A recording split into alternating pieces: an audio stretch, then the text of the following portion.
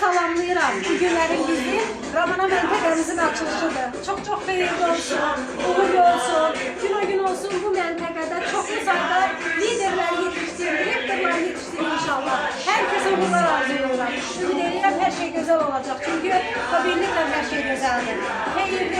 Xeyirli uğurlu olsun.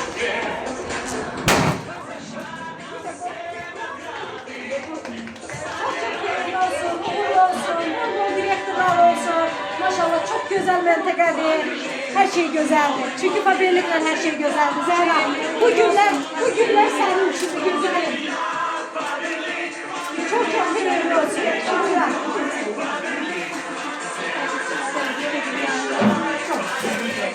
Çok sağ olun. Sağ olun. Çok sağ olun. Sağ olun. Sağ olun.